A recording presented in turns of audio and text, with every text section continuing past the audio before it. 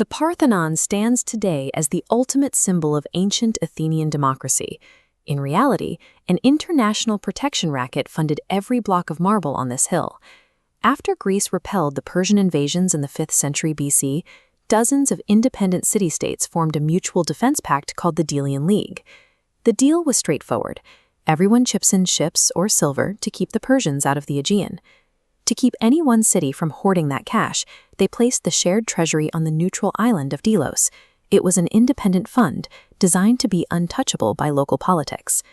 Back in Athens, a rising politician named Pericles faced a serious problem.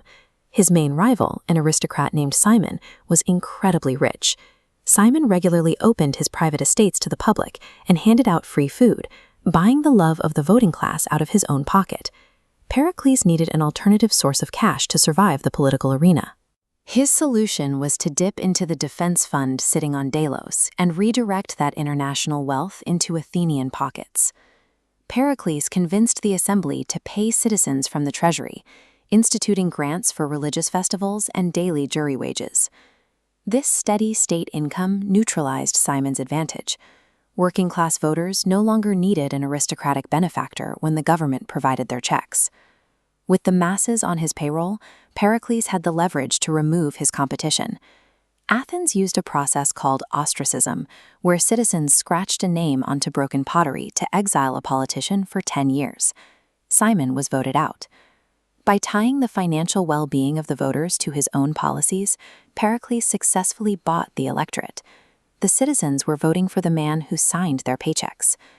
Paying thousands of citizens required continuous capital.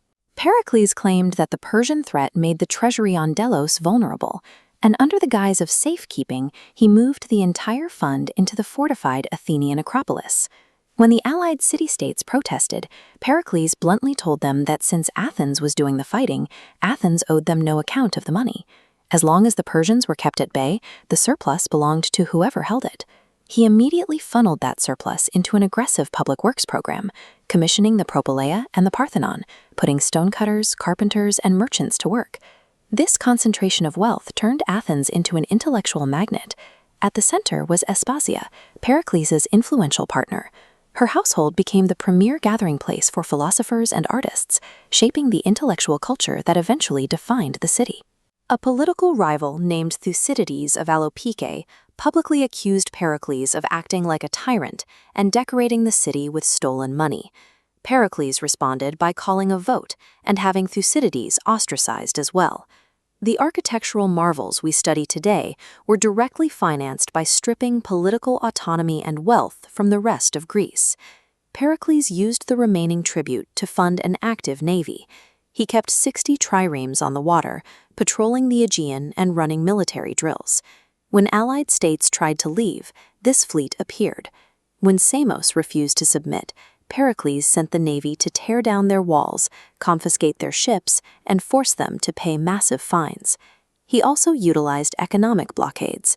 Through the Megarian decree, Athens barred Megara from trading in any imperial port, strangling their economy and intentionally provoking Sparta, Megara's primary ally.